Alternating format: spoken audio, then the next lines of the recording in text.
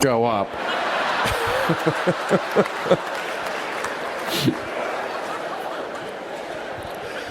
But honestly, look at the burping and the farting and the bloating. It's the food. You're not going to die from secondhand smoke or SARS or monkeypox. It's the food. The call is coming from inside the house. I'm telling you.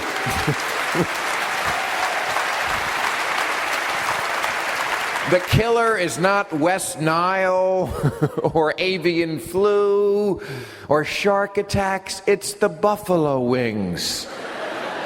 It's the aspartame and the NutraSweet and the red dye number 2 and the high fructose corn syrup and the MSG and the chlorine and whatever shit is in special sauce.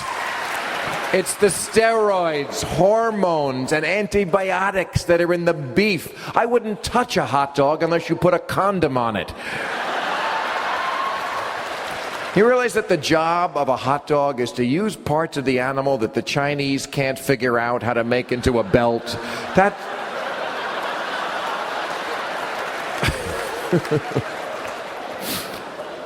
You know, we feed cows too sick to stand to people too fat to walk.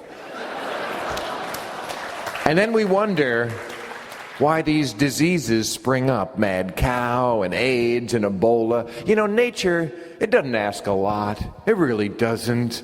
Don't ground up the cattle and feed them back to each other.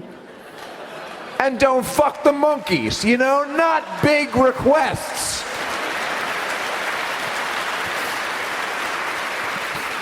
And don't be gluttons. Gluttons. I read that in 1950, the average American ate 6 pounds of cheese a year. Now it's 30. In 1900, the average woman's shoe size was 4. In 1980, it was 7. Now it's 9. We are evolving into a completely new species with giant webbed feet to support our massive girth. Seating has had to be expanded everywhere in America in the last 10 years, on buses and planes and stadiums, airport, everywhere. If you invested in any sort of ass-widening technology in the 90s, you did very well. Hospital beds had to be made, but gurneys, wheelchairs, caskets were not ample enough, so the graveyards had to make the plots bigger. We don't even fit into the ground. That's bad. And then what do they ban? Ephedra,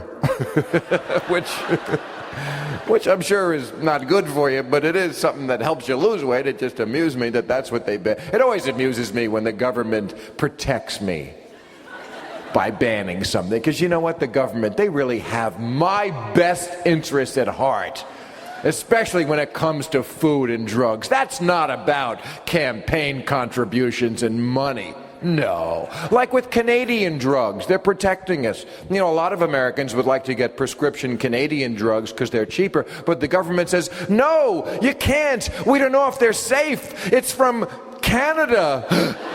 Ow! Yeah, right. I mean, I usually get dysentery when I go up there. It's a lot like Haiti.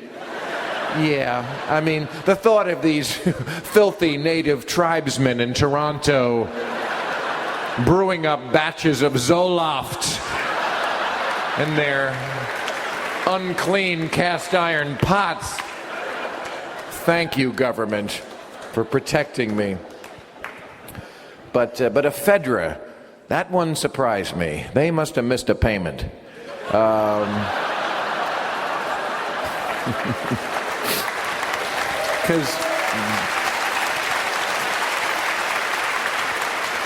Because ephedra is speed. And speed is America's drug. If that's your drug, you're so hooked up in America. No matter what form you take it in, Red Bull or Jolt or Vivarin or Starbucks, if that is your drug, you are so set. It's every 10 feet, it's 24/7. McDonald's has it, the 7-Eleven has it, Barnes & Noble's has it, the gas station has it, the president has it before his morning jog.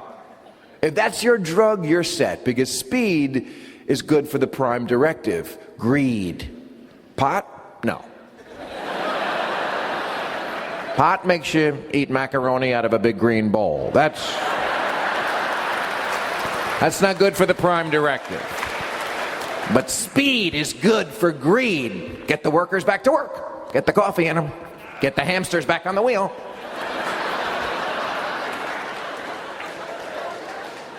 I mean, America loves speed so much that we have deified NASCAR driving. You know, Dale Earnhardt died, and Congress voted him a medal as a national hero. And I was like, where's my medal? For all the times I risked my life for a cheap thrill. Not that I'm against NASCAR, I'm not, please. I'm a libertarian. Fellas, have at it. I hope every redneck in the world gets into an orange jumpsuit and has around the track. Enjoy. But could you spare me the bullshit that goes along with this sport? This crap about how we want to make it safer? No, you don't. If you made it safer, we would just be watching traffic. Which is kind of what they're doing anyway. And then the way they're always shocked when one of the drivers dies, you know. My God, 1 minute he was flying around an oil slick track at 200 miles an hour, bobbing and weaving among other cars, and then just gone. Yeah. I tell you, fate, huh? Boy, when the big guy wants to get you, he'll find you wherever you are. And then this is really stupid. Last year, Dale Earnhardt Jr. had an accident, and people started talking about maybe there's an Earnhardt curse. You know, like these people are in the frozen yogurt industry and they keep bursting into flames. I'm telling you, this country is so cuckoo about safety. You know, nobody can ever die. We will do everything we can to make sure that never happens. We buy SUVs, we strap ourselves in, we have head restraints and airbags and extra belts, and then we'll drive to an amusement park and pay a minimum wage carny to push us off a 10-story platform in a padded shopping cart.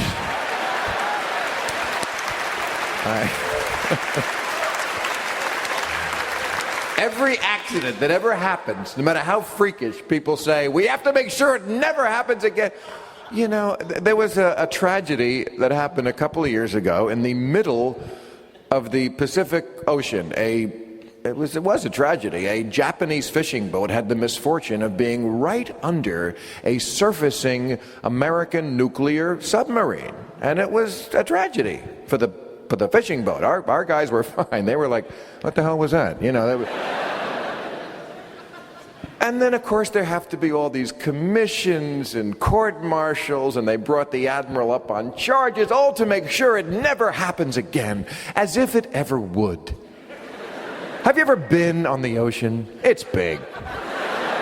Oh, it is virtually an ocean of water. It is. I mean, you know, I'm sorry, I'm not to be cruel, but if you're a Japanese fisherman and you wake up one day like every other day, and by noon you have a Los Angeles-class Trident submarine up your ass, it was just your day to die. I mean, I don't know what people don't get about dying, and it's not the worst thing that could happen to you.